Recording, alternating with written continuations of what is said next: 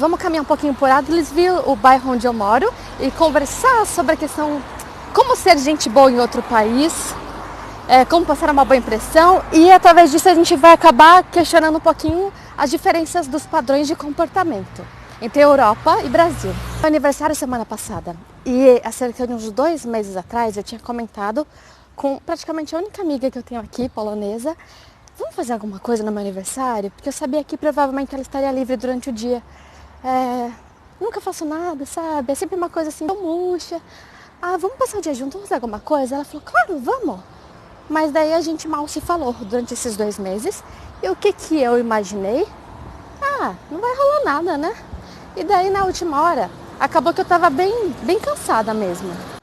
Cansada por motivos bestas, sabe? Tipo, eu tive que ir no médico, que eu tava com uma dor assim enorme na bacia. Na bacia não, no sacro. Sacro é esse osso, tá, gente? Um osso abaixo da última vértebra da coluna. Aí, limpar a casa, sabe umas coisas assim? Das aulas, tá muito quente aqui. Aí eu tava meio, não sei, acho que quero ficar sozinha, sabe? Não quero ter que ter esse esforço de interagir, de sorrir, sabe? Eu tava meio assim. E ela é uma pessoa que exige muita energia pra se estar junto. Aí, no dia anterior, ela falou comigo, só que eu achei que não ia rolar nada. Porque pra gente, normalmente, a gente confirma as coisas antes, 1, 2 vezes, não é? Você combina alguma coisa com alguém, aí vocês não se falam durante um longo período. Até que esse dia chegue, até que isso aconteça, pelo menos pra mim, no meu círculo, eu sempre acho, não vai acontecer. Daí é normal pra você falar, olha, sabe o que é? Aconteceu um negócio. Que eu vou ter um aniversário. É que minha mãe não sei o que lá. Isso é mega brasileiro. E pra mim era normal que, assim, inúmeras coisas podem acontecer. Eu nem tô criticando, viu? Porque eu sou uma pessoa que, assim, eu não sei como eu vou estar me sentindo amanhã. Normalmente eu sou legal, sabe? Eu sou leve, assim, normalmente sou alegre, mas não sempre. Às vezes eu tô assim, eu quero ficar sozinha, sabe? Então como é que eu vou decidir hoje como é que eu vou me sentir amanhã? Ainda assim, eu me considero uma pessoa de palavra, sabe? Eu gosto de agendar as coisas, organizar o horário e é isso. Mas quando é uma coisa meio informal, eu também, sabe? Me permito deixar meio aberto. Mas daí depois eu percebi que ela ficou chateada e ela teve uma conversa comigo. Nádia, vamos fazer um combinado. Se a gente falar, vamos fazer tal coisa, a gente vai fazer tal coisa. Não importa o que aconteça. Pra mim é assim que a minha cabeça funciona. E daí a gente começou a conversar a respeito, porque ela é casada com um mexicano. E daí ela falou que, pela experiência dela, mexicano, também é um pouco assim. A América Latina em geral é um pouco assim. De que é muito normal sempre ter algum imprevisto. Mas, gente, acontece mesmo imprevisto. E ela falou, eu entendo, mas se é alguma coisa muito séria.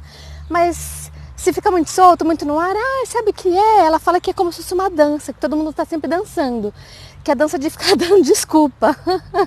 Então isso é uma coisa que a pessoa não gosta, não entende. E se ofende muito. E pra gente é até normal, né? Daí também estava conversando com uma colega brasileira que eu fiz, que é meio que minha vizinha. Ela é de São Paulo também, eu sempre me dou bem com gente de São Paulo. Aí a gente estava conversando sobre isso, sobre a dificuldade que a gente tem de falar não. Eu acho que pra mulher é mais difícil mesmo. A gente é educada para sempre querer agradar o outro, sabe? Para se omitir. Por educação, a gente deixa de falar muitos não. E isso corrói a gente, isso não é legal. Aí ela estava falando, né? Que às vezes o pessoal na empresa dela, ela trabalha aqui. Desculpa, gente, mal subidona. E daí, vamos almoçar junto, vamos fazer isso, vamos fazer aquilo. E daí o impulso dela, primeira coisa é falar assim, tá, então eu vou ver que acho que talvez tenha não sei o que lá. Aí a chefe dela, que também é brasileira, mas já tá mais ligeira nesses aspectos aí de comportamento, falou, não, ou assim, não é não. E a gente, como brasileiro, latino talvez, a gente tá habituado a fazer essa dança. Entende? Que tá todo mundo se enrolando, disfarçando, mas são raras as pessoas que realmente falam, não. Por que não? Não vou. Não quero, sabe? Meu ex-namorado era assim, eu aprendi muito com ele. Não precisa se justificar, bancar o seu não. Aqui, no geral, até onde eu sei, não é mal educado. As pessoas são muito mais diretas. Sim, não, não. Não precisa se explicar, não precisa pedir desculpas. E pra gente, na nossa cultura, Ah, não, olha, eu quero mais aqui. Ah, então, vou tentar, tá? Eu te confirmo depois. Vou ver. Qualquer convite, tá, a gente combina, vamos ver. E daí a gente fica fazendo essa dança, né? Que na verdade, muitas vezes, quando a gente fala talvez, vou ver, tá, a gente combina. O que a gente quer dizer é não.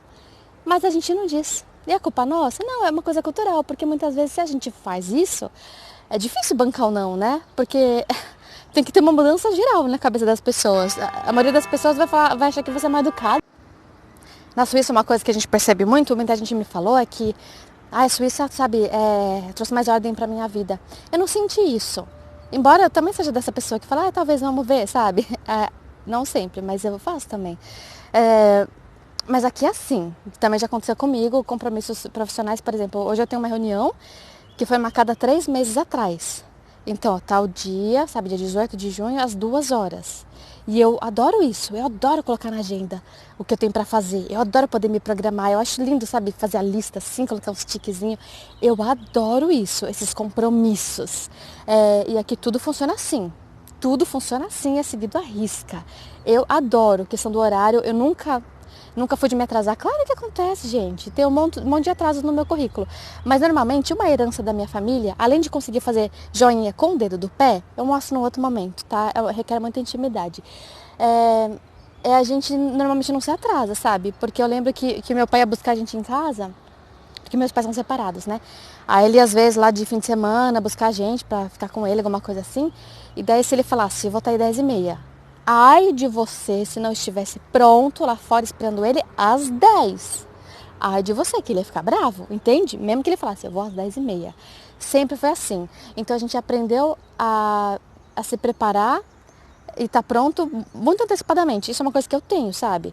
E no Brasil é assim, se a festa é às 8, as pessoas começam a chegar às 10. Quantas vezes não cheguei nas festas só eu, com cara de bunda, aí comecei a me oferecer para ajudar a arrumar as coisas, às vezes eu nem tinha intimidade com a pessoa. Eu tenho isso, se é aquele horário, é aquele horário. Então eu gosto muito que na Suíça é assim. No geral, dizem que na Europa se respeita mais o espaço pessoal do outro, né? Por exemplo, você não chega improvisando e vai visitar a pessoa. Essa minha amiga polonesa estava falando isso, inclusive, que ela já falou para um amigo, poxa, você é super bem-vindo em casa, quando você quiser, vem. E ele fez isso uma vez, embora ele seja polonês também. E ela ficou meio assim, poxa, tipo, vem, mas avisa antes, pergunta antes, sabe? Então eles têm isso e dizem que eles têm muito de respeitar o espaço pessoal do outro, né? A individualidade. Mas você sabe que eu não vi muito isso? Sabe por quê? Porque quando eu pego o trem direto, principalmente na Suíça, que eles são muito mais certinho. Eu vou pegar o trem, eu quero sentar, não dá, porque a pessoa está ela e a bolsa dela do lado, ela e a mochila dela do lado. E mesmo que você pare olhando assim, a pessoa nem tinha sabe, homem com a perna aberta, ocupando um super espaço, ou a pessoa sentada com os pés sujos no banco, juro por Deus.